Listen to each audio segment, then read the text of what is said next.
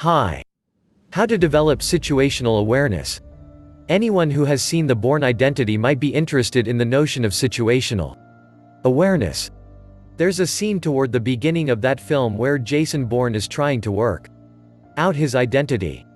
He's alarmed at the way his own mind has been trained to work and explains that within minutes of walking into a diner, he has assessed the weight and strength of other patrons, memorized the car number plates of the cars parked outside, identified the exits, and even noticed that the bartender is left-handed.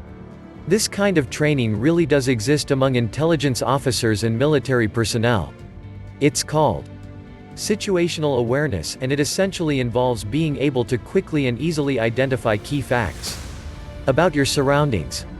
Situational awareness is important for everyone though, and certainly for those interested in cultivating a warrior mindset. Situational awareness allows us to identify potential threats faster so that we can avoid or neutralize them. It allows us to move quickly and efficiently when the situation calls for it, and ultimately it lets us keep ourselves and others safer.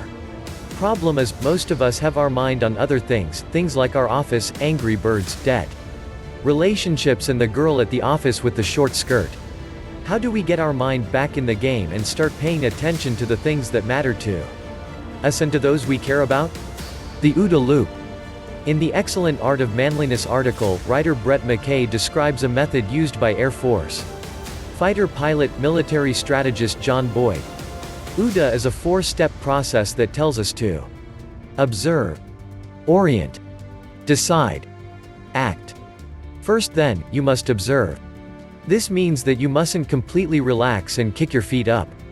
In neuroscience terms, you mustn't let your default mode network kick in. Essentially, you must keep your mind on what's happening.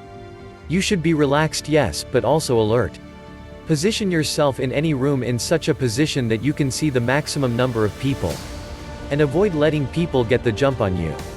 A good example would be the corner of a room with your back to the wall. Remain near an exit where possible.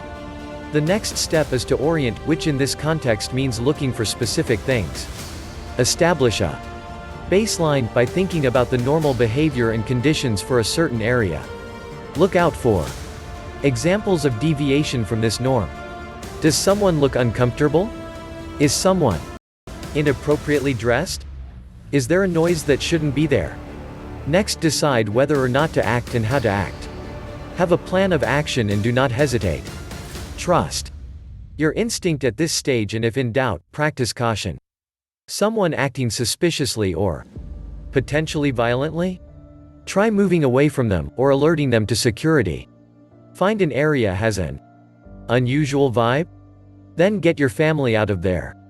Practicing these tips could one day save your life, and at the very least, they will help you to adopt a warrior mentality that will be felt by those around you. Thank you for watching. Support us. Do not forget to subscribe in the channel.